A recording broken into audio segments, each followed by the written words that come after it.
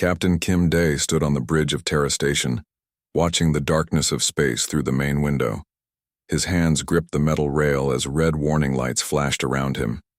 The enemy ships were coming closer, and there was nowhere left to run. "Captain, we have 30 Vorthan warships approaching fast," said Communications Officer Park Yuna from her station. Her voice stayed calm, but Kim Dae could see the fear in her eyes. "They will reach us in 20 minutes. Kim Dae nodded slowly. Terra Station was the last human outpost in this part of space. Behind them lay Earth and all the colonies where billions of people lived their daily lives. If the station fell, the enemy would have a clear path to the heart of human space. "How many people are still on the station?" Kim Dae asked. 843, sir," replied Park Yuna. "Most of the civilian researchers and their families." The captain closed his eyes for a moment. 800 lives under his protection. 800 people who trusted him to keep them safe. But the Vorthan Empire had never shown mercy to anyone who stood in their way. Engineer Li Wan rushed onto the bridge, his uniform dirty from working in the engine rooms. "Captain, I can give you full power to the shields for maybe 1 hour. After that, everything will shut down." 1 hour, Kim Dae repeated. "And how long can we hold against 30 warships?" Li Wan looked at the floor. "Honestly, sir, maybe 10 minutes if we are lucky." The bridge fell silent except for the beeping of computers and the hum of life support systems.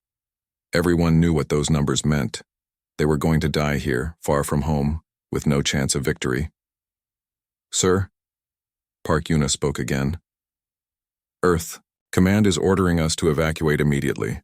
They say we should abandon the station and fall back."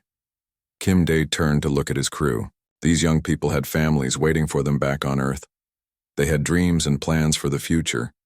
It would be easy to order the evacuation. It would be the smart thing to do. But Kim Dae thought about what would happen next. The Vorthans would take Terra Station and use it as a base. From here, they could attack the colonies. Millions of innocent people would suffer and die. "Send a message to Earth Command," Kim Dae said firmly. "Tell them we are staying." Park Yuna stared at him. "Sir, that is a direct order from headquarters." "I know what it is," Kim Dae replied, "but sometimes orders are wrong. Send the message." "Park." Yuna typed on her keyboard with shaking fingers. "What should I tell them, Captain?"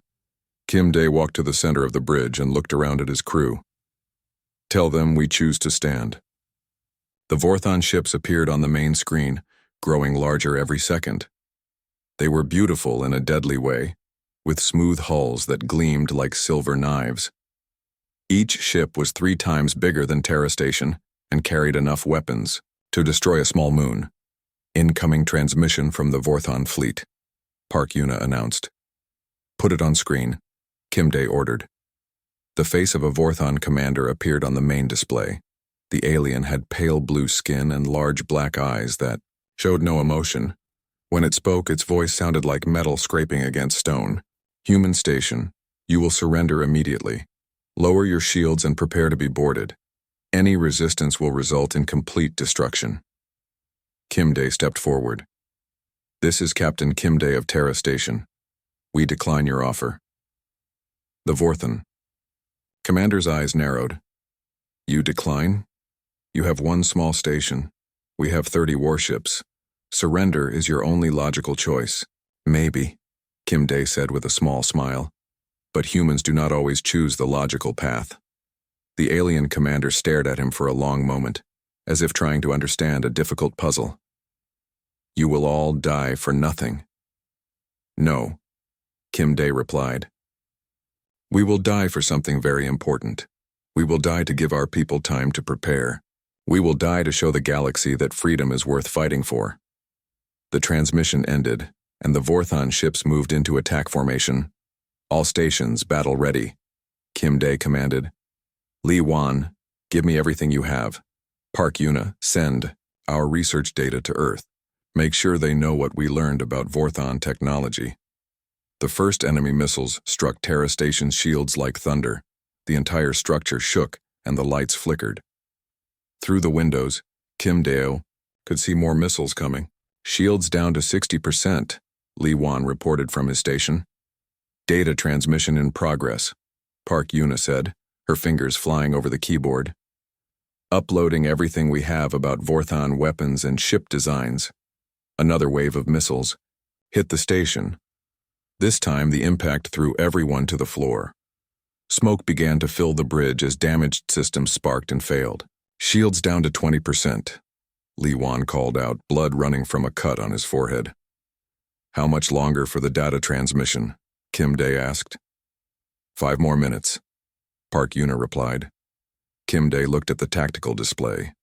The Vorthon. Ships were moving closer, preparing for the final attack. 5 minutes might as well be 5 hours. Li Wan, I need you to do something for me, the captain said quietly. The engineer looked up from his damaged console. Anything, sir? Take the data transmission to the communication array manually. If the bridge systems fail, you can send it from there. Li Wan understood immediately. The communication array was in the most dangerous part of the station, where the enemy fire was heaviest. It was a suicide mission. Suicide. I will get it done, Captain, Li Wan said without hesitation.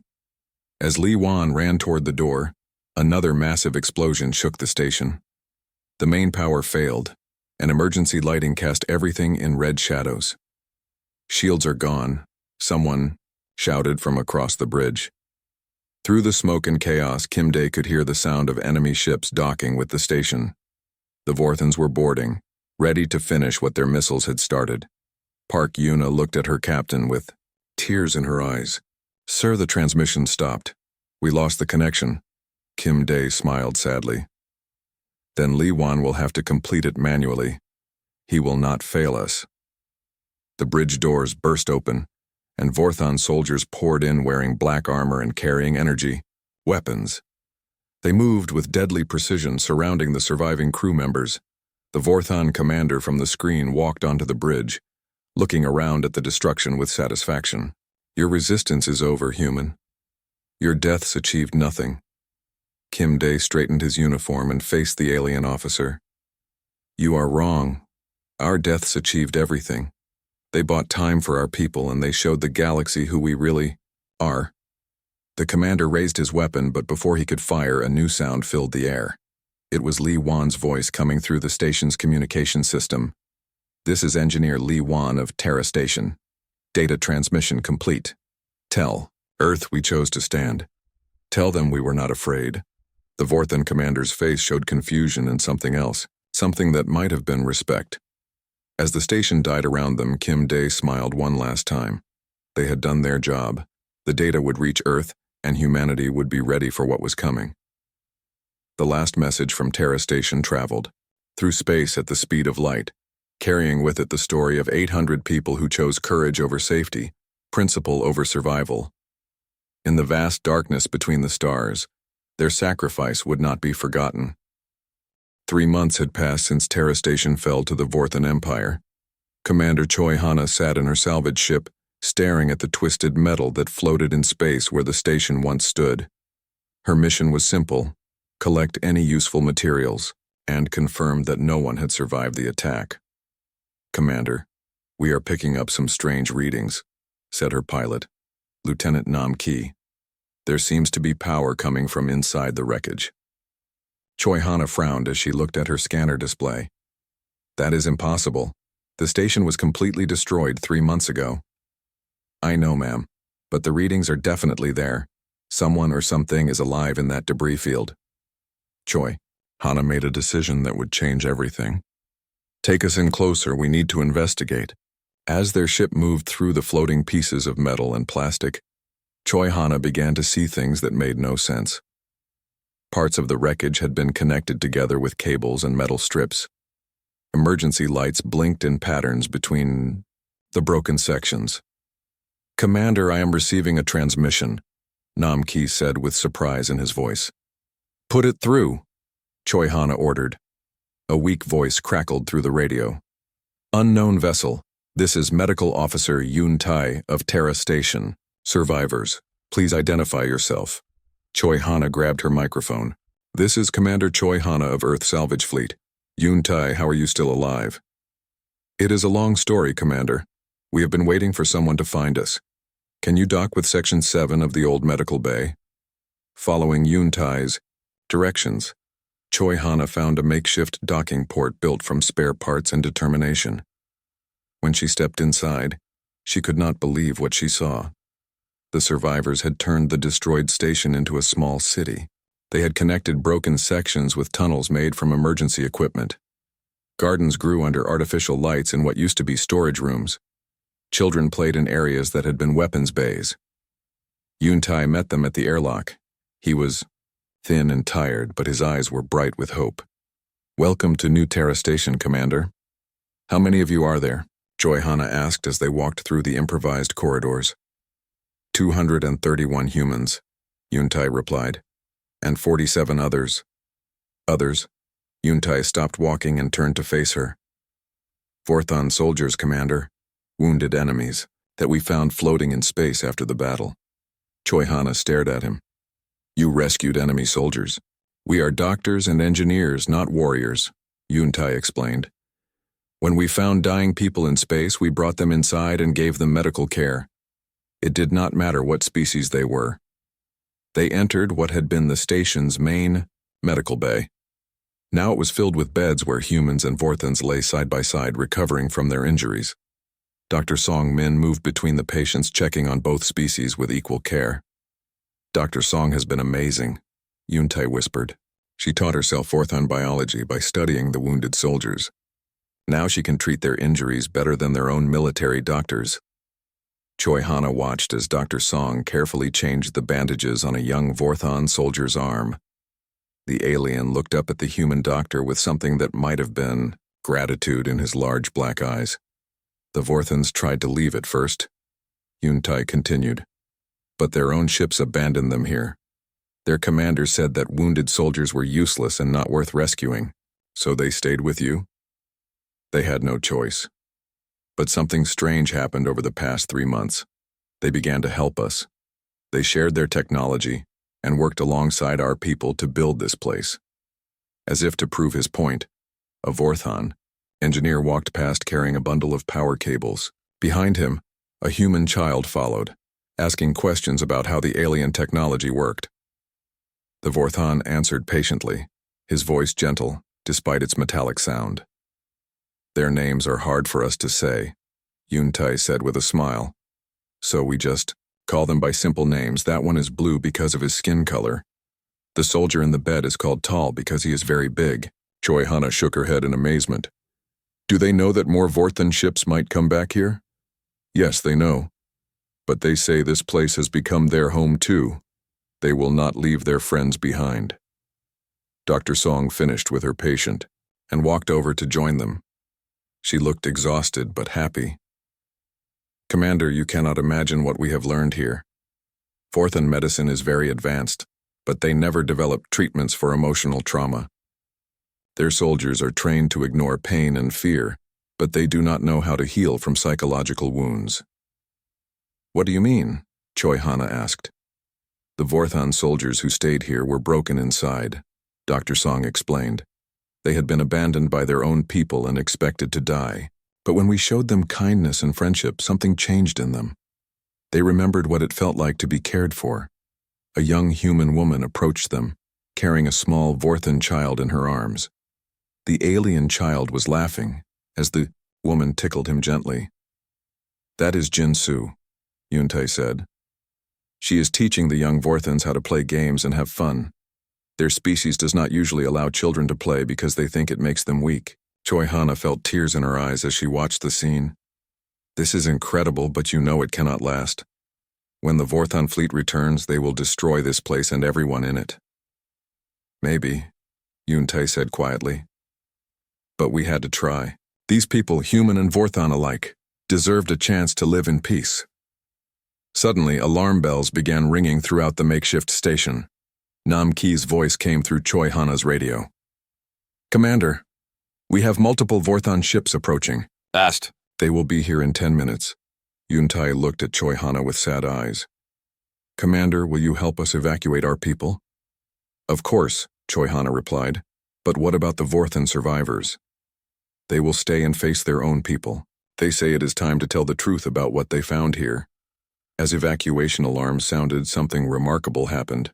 The human survivors began helping their Vorthan friends prepare for the confrontation. They shared equipment and supplies. They hugged goodbye as if they were family members. Blue, the Vorthan engineer, approached Choi Hanna. "Commander, please, tell your people what you saw here. Tell them that enemies can become friends when they are treated with respect and kindness." The Vorthan fleet arrived with weapons charged and ready for battle. But when they boarded the wreckage of Terra Station, they found something they never expected. Their own soldiers stood together with human survivors, protecting the wounded and the children. The Vorthan soldiers who had been left to die were now healthy and strong, but they refused to rejoin their fleet. "We will not abandon our friends," Blue told the Vorthan commander who came to collect them. "These humans saved our lives when our own people left us to die." The commander was confused and angry.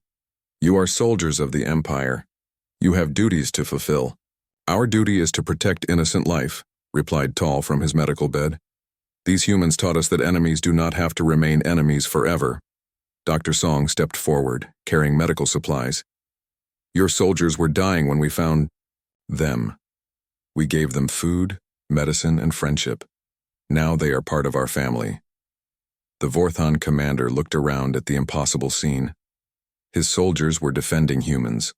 Human children were playing with Vorthan youngsters. Doctors from both species worked together to care for the wounded.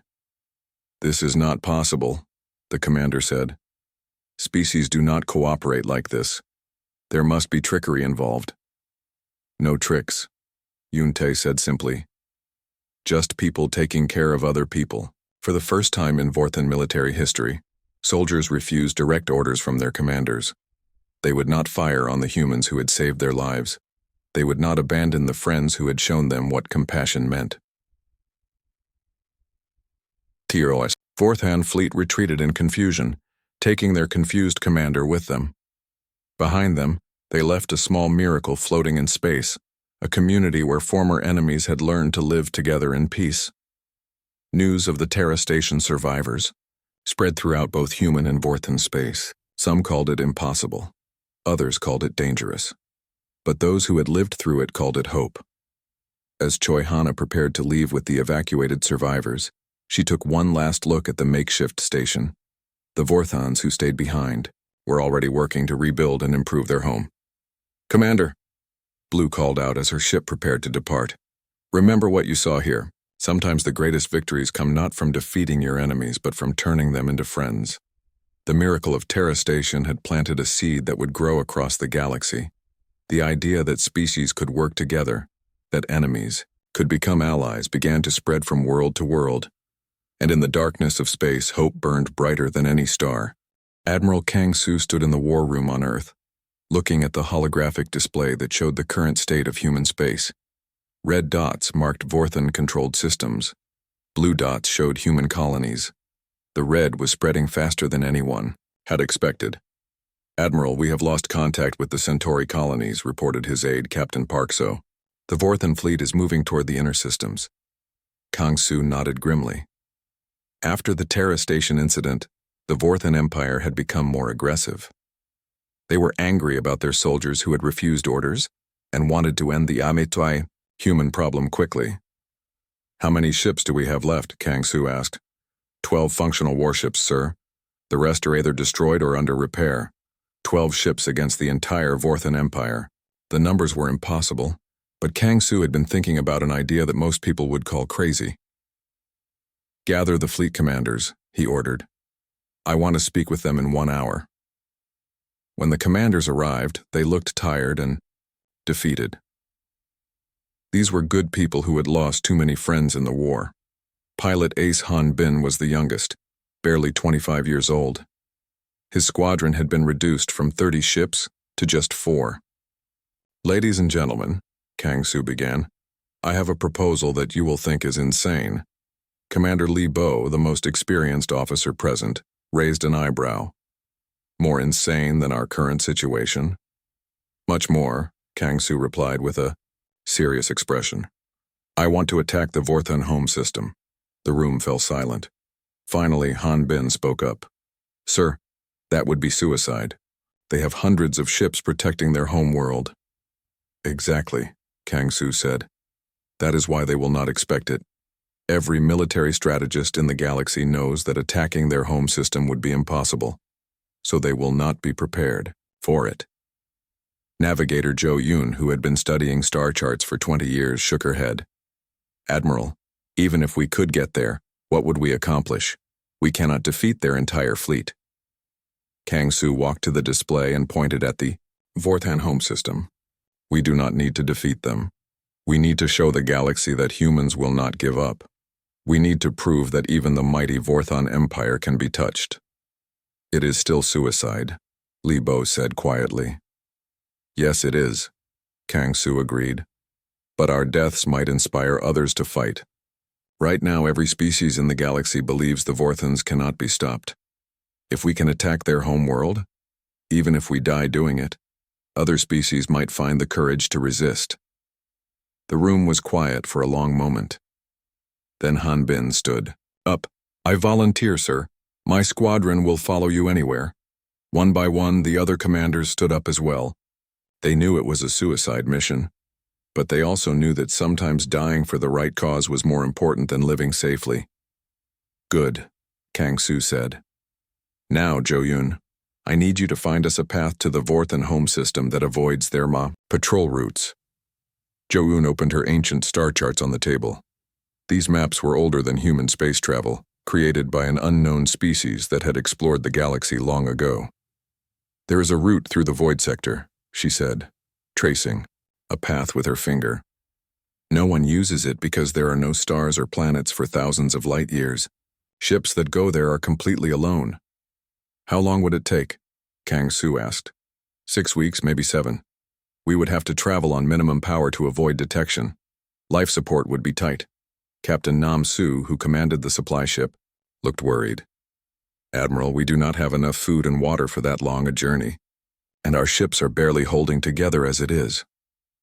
Then we will make do with what we have, Kang Su replied. We will eat less and sleep in shifts. We will repair our ships with spare parts and hope. We will do whatever it takes to complete this mission. 3 days later, the small human fleet gathered at the edge of known space. 12 ships that had seen too much battle, carrying crews who had lost too much already. They looked like ghosts compared to the mighty Vorthan warships. Han Bin sat in his fighter, looking at the stars ahead. His wingman, pilot Yu Min, was in the ship next to him. They had been friends since flight school, but they both knew this would be their last mission together. Han Bin, Yu Min said over the radio. Do you think anyone will remember us? I hope so, Han Bin replied. But even if they do not, we will know that we tried to make a difference. The fleet entered the void sector, leaving the light of familiar stars behind. For weeks they traveled through empty space, with nothing but darkness outside their windows. The ships groaned and creaked as they pushed forward on failing engines. Food became scarce after the 4th week. The crew ate 1 meal per day and worked in shifts to save oxygen. Several ships developed serious mechanical problems, but the engineers kept them running with determination and creativity. Zhou Yun worked constantly at her navigation station, making tiny adjustments to keep them on course. Without stars to guide them, she had to rely on instruments and calculations. One mistake would leave them lost forever in the void. Navigator, how much longer? Kang Su asked during the 6th week. 3 more days, Admiral, Zhou Yun replied. We should see the Vorthan homestar soon. When they finally emerged from the void sector, the crew stared in amazement at the sight before them. The Vorthan home system was beautiful, with a bright, yellow star surrounded by 5 planets. The 3rd planet was covered in cities that sparkled like jewels. My God, whispered Li Bo. Look at all those ships. The defensive fleet around the Vorthan homeworld was massive. Hundreds of warships, patrolled in perfect formations. Space stations bristled with weapons. It was the most heavily defended system in the galaxy. Admiral, Han Bin said over the radio, we are badly outnumbered. I know, Kang Su replied calmly, but we are not here to win a battle. We are here to deliver a message. The human fleet, moved toward the Vorthon home world at full speed. Alarms began sounding throughout the enemy defensive grid as sensors detected the approaching ships. Unknown vessels. You are entering restricted space, came a transmission from the Vorthon fleet. Identify yourselves immediately. Kang Su activated the main communication system. This is Admiral Kang Su of the Earth Defense Force. We bring greetings from humanity. There was a pause, then. Humans, how did you get here? This is impossible. Many things are impossible until someone does them, Kang Su replied. We have come to show you that no system is beyond our reach. The Vorthon ships began moving to intercept the human fleet. But Kang Su had one more surprise for them. All ships, broadcast on all frequencies, he ordered. Send our message to every world in this system and beyond. Captain Nam Su activated the communication array and began transmitting. This is the ghost fleet of Earth. We may be small and we may be doomed, but we are not defeated. To every world that dreams of freedom, to every species that suffers under tyranny, we say this: do not give up hope. The first Vorthon missiles began to strike the human ships.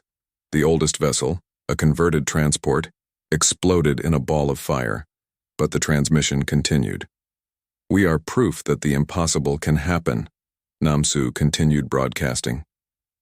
We traveled through the void itself to reach this place. If 12 broken ships can touch the heart of the Vorthon Empire, then anything is possible. Han Bin led his fighters in a desperate charge toward the enemy capital ships.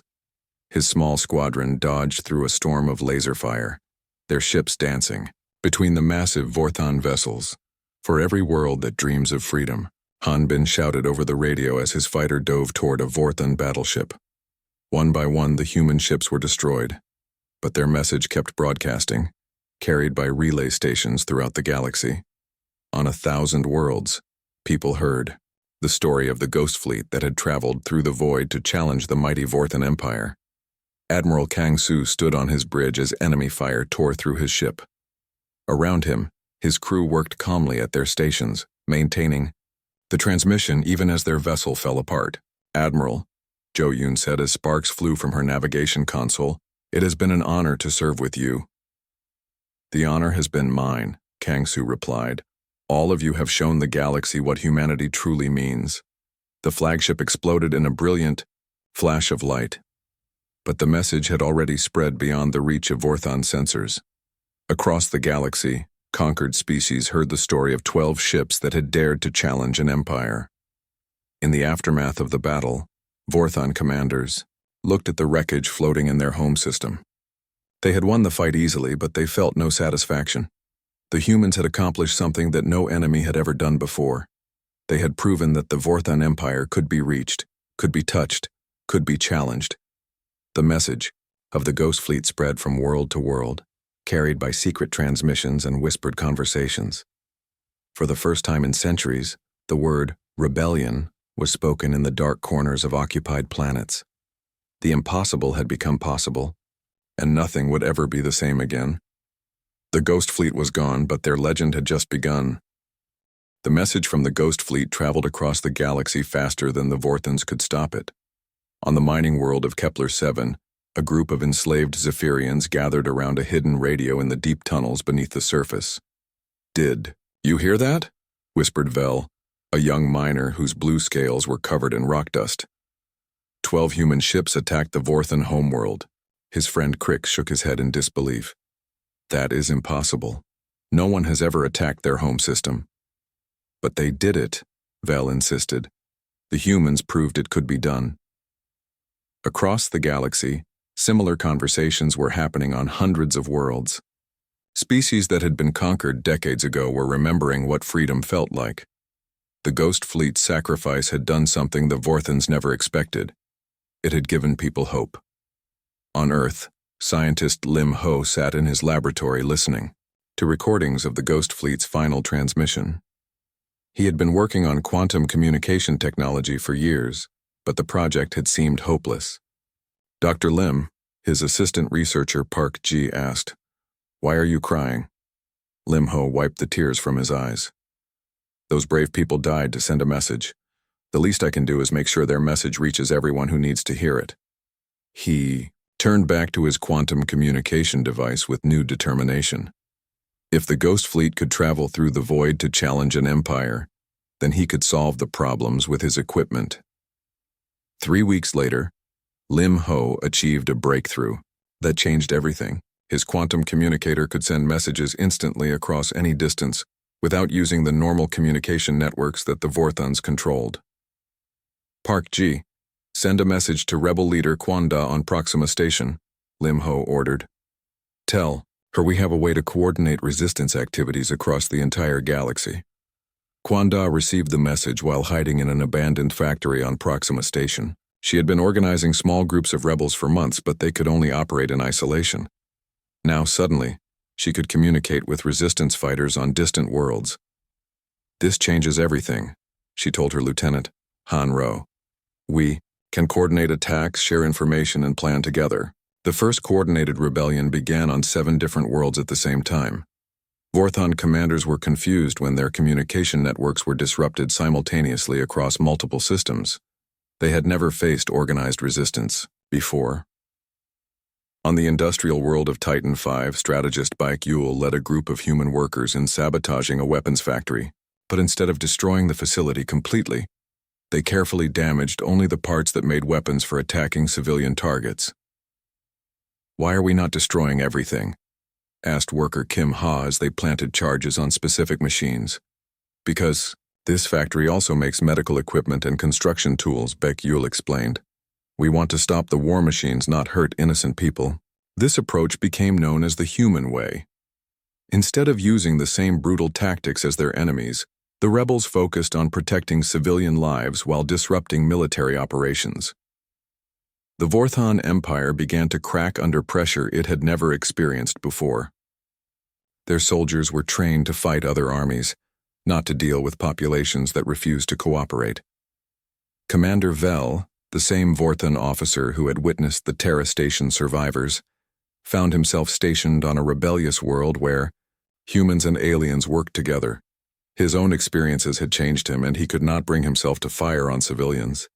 Sir, the rebels are using the old subway tunnels to move supplies, reported his subordinate Lieutenant Zekdot. Vel looked at the tactical display showing the tunnel system. Send patrols to the main entrances, but avoid the residential areas. Sir, should we not search the entire tunnel network? No, Vel replied quietly. We will focus on military targets only. Lieutenant Zek stared at his commander in confusion. This was not how Vorthon officers normally behaved. Meanwhile, on Earth, the resistance had grown into something much larger than anyone had imagined. Lim Ho's quantum communication network now connected rebel groups on over 200 worlds. Dr. Lim, we are receiving reports from across the galaxy, Park Ji announced excitedly. The rebellions are spreading faster than the Vorthons can respond. Lim Ho smiled as he read the messages. Look at this one from the Andromedan sector. A group of Vorthon soldiers refused to attack a hospital where human doctors were treating alien children. And this one from the Outer Rim, Park Ji added. An entire Vorthon garrison abandoned their post rather than destroy a school. The human way of fighting was having an unexpected effect on their enemies. Instead of making the Vorthons more brutal, it was making some of them question their orders. Strategist Baek Yul had been studying this phenomenon from her hidden base on Europa Station. She published a secret report that spread through the quantum network. The Vorthon military system depends on absolute obedience, she wrote. But when soldiers see enemies who show mercy and kindness, some of them remember their own capacity for compassion. Her report included interviews with Vorthon defectors who had joined the rebellion. These soldiers spoke about how seeing humans care for wounded enemies had changed their understanding of warfare. I was taught that showing mercy was weakness, said one former Vorthon officer who now went by the name Blue. But the humans at Terra Station showed me that mercy requires more courage than cruelty. The rebellion reached a turning point when an entire Vorthon battle group defected to the human side. Admiral Zar had been ordered to destroy a colony where human refugees were living alongside alien families. I cannot do this, Admiral Zar told his fleet commanders. These people are not soldiers. They are families trying to survive. When his Zar Superiors ordered him to proceed with the attack anyway. Admiral Tsar made a decision that shocked the galaxy. He turned his ships around and joined the rebellion. "This is Admiral Tsar of the former Vorthan Third Fleet." He broadcast on all frequencies. "We will no longer serve an empire that demands we murder innocents." The defection of an entire Vorthan fleet sent shockwaves through the empire. If their own admirals were turning against them, how could they maintain control? On the Vorthan homeworld, the High Command held emergency meetings to discuss the growing crisis. For the first time in their history, they were losing control of their empire. "How did this happen?" demanded Supreme Commander Wrath. "We defeated the human fleet months ago." "The humans did something we did not expect," replied Intelligence Chief Nex. "They made our own soldiers care about the consequences of their actions." "That is ridiculous," Wrath snorted. "Soldiers follow orders. They do not think about consequences." "Apparently, some of them do when they see a better way to live," Nex said quietly. Meanwhile, Rebel leader Quan Da was coordinating the largest joint operation in galactic history. Using Lim Ho's quantum network, she was organizing simultaneous uprisings on 50 worlds. "Remember," she broadcast to rebel leaders across the galaxy, "we are not fighting to destroy the Vorthan people. We are fighting to free everyone, including the Vorthans who want to live in peace." The coordinated rebellion began at exactly the same moment on 50 different worlds.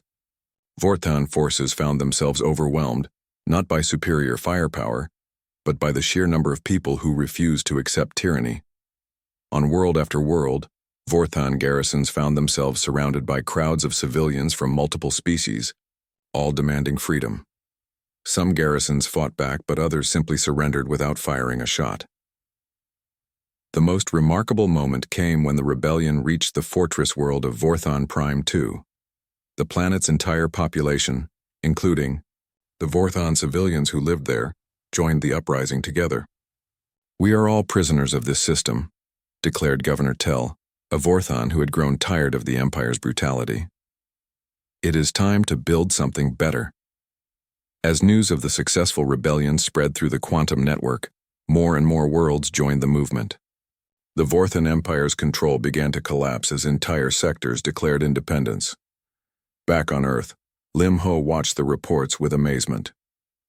"Park Ji, do you realize what has happened? The Ghost Fleet's message has liberated hundreds of worlds, Doctor." "Lim, we are receiving a transmission from the Vorthan home system," Park Ji announced with excitement. The message was from Commander Vel, the same officer who had been changed by his experience at Terra Station. "This is Commander Vel of the Vorthan Home Fleet. We are requesting permission to join your alliance." "The Home Fleet?" Lim Ho gasped. "They want to surrender?" "Not surrender," came Vel's reply. "We want to help build the new galaxy that you have shown us is possible." The impossible had happened again. The Vorthan Empire was not just being defeated. It was being transformed from within by the power of human compassion and the idea that all beings deserved freedom. The ripple effect that began with the Ghost Fleet's sacrifice had become a wave of liberation that swept across the entire galaxy. And at the center of it all was a simple truth that humans had always believed, that hope, courage, and kindness could change the universe. The revolution was no longer about humans versus Vorthans. It had become something much bigger. A galactic awakening where all species were choosing freedom together. 5 years had passed since the last Vorthan stronghold surrendered to the Galactic Alliance. Ambassador Ryu Na stood at the window of the new council station, looking out at ships from 100 different worlds docked together in peaceful formation. Human vessels floated alongside former Vorthan warships, now painted with the symbols of the Free Worlds Alliance. "Ambassador Ryu Na, the council is ready for you," said her aide, Secretary Park Yoon. "Today is the day we officially establish the Galactic Peace Charter." Ryuna straightened her formal robes and walked toward the council chamber. As the human representative to the Galactic Council of Free Worlds, she carried the responsibility of speaking for her entire species.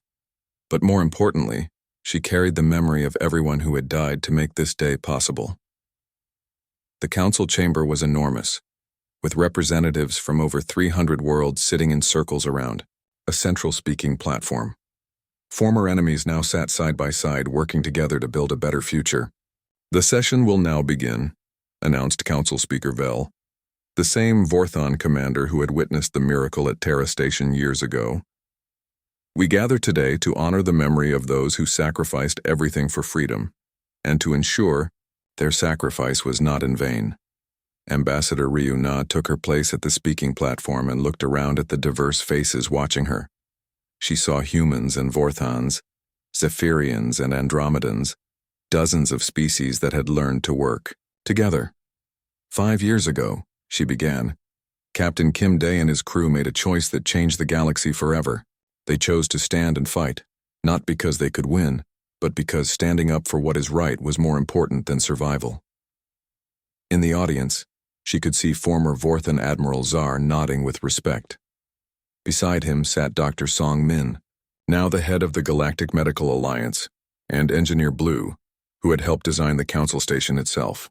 "Their sacrifice at Terra Station taught us that courage is not about being fearless," Ryuna continued. "Courage is about doing what is right, even when you are afraid." And their example inspired others to find the same courage within themselves.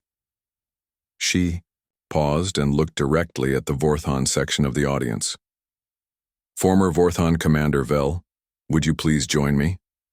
Vel stood and walked to the platform, his tall frame moving with the measured steps of a career military officer. But his eyes now showed warmth instead of the cold efficiency they once held. "5 years ago I was ordered to execute prisoners who had shown mercy to my wounded soldiers," Vel said into the microphone. "But I had seen what mercy looked like at Terra Station. I had watched human doctors save the lives of Vorthon soldiers who had tried to kill them." He turned to face Ryuna. "Your people taught me that strength comes not from the ability to destroy, but from the choice to heal and protect." The chamber was completely silent as Vel continued. "At the War Crimes Tribunal, Judge Okai could have sentenced me to death for my actions during the conquest. Instead, she offered me a chance to help rebuild what I had helped destroy." Judge Okai stood from her seat in the human section. "Commander Vel, your willingness to change and make amends has been an inspiration to everyone in this chamber. You have proven that redemption is possible for anyone who truly seeks it." The ceremony continued with speeches from representatives of worlds that had been liberated during the rebellion. Each speaker told stories of how human values had spread throughout their societies, changing the way they treated each other and resolved conflicts. "The humans taught us something our species had forgotten," said Speaker Crix of the Zephyrian Republic. "They showed us that different species can work together instead of competing for dominance." Young Ambassador Lin Ko from the Andromedan sector spoke next.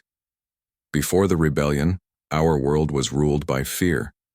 Children were taught to obey without question, but human refugees who came to our planet brought something we had never seen before. They brought hope and the belief that everyone deserves to be treated with dignity." As the ceremony progressed, Ambassador Ryuna felt the weight of history in the chamber. This was not just a political meeting. It was the birth of a new way of thinking about how different species could live together.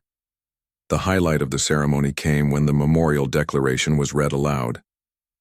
It was a document that listed the names of everyone who had died for freedom during the rebellion, from Captain Kim Day to the members of the Ghost Fleet to countless ordinary people who had chosen courage over safety.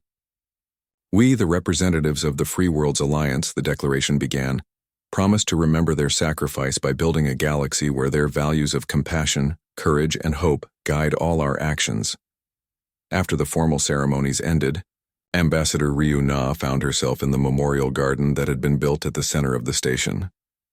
At its heart stood a simple monument made from pieces of the original Terra Station, recovered from the wreckage where it all began. The inscription was Captain Kim Day's final words, carved in stone and translated into every known language. "Tell them we chose to stand." Dr. Song Min approached the monument, carrying a small bouquet of flowers from Earth. "Ambassador, I wanted to thank you for including our Vorthon friends in today's ceremony." "Dr. Song, the Alliance would not exist without them," Ryuna replied. "They were victims of the same system we all fought against. Behind them, a group of children from different species played together in the garden. Their laughter echoed off the walls, a sound that would have been impossible during the dark days of the Vorthan Empire. One of the children, a young human girl named Sarah, ran up to them carrying a drawing she had made. It showed ships from different worlds flying together among the stars. "Ambassador Ryu Na, I drew this for the people who died so we could be friends," Sarah said with a bright smile. Ryu Na knelt down to look at the drawing more closely. "It is beautiful, Sarah. What does it mean to you?" "It means that everyone can be friends if they try hard enough," the little girl replied.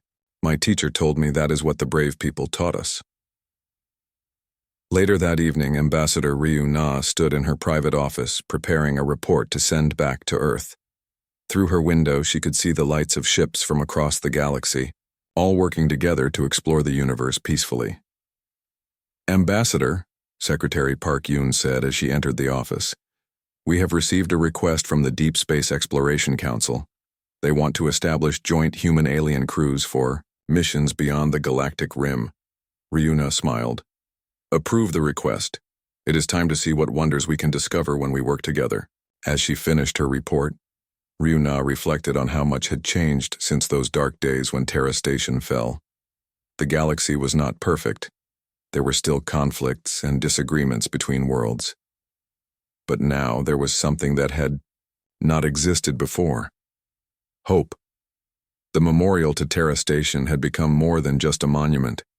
It had become a pilgrimage site where beings from across the galaxy came to learn about the moment when one species chose to care about all others. Visitors would read Captain Kim Dae's words and understand that courage was not about being the strongest or the smartest. True courage came from standing up for what was right, even when the odds seemed impossible. The story of the Terra Station defenders, the miracle survivors, the Ghost Fleet, and the Galactic Rebellion had become legend. But it was a living legend that continued to inspire new generations of explorers, scientists, and peacekeepers. In schools throughout the Alliance, children learned about the humans who chose sacrifice over safety, compassion over conquest, and hope over despair.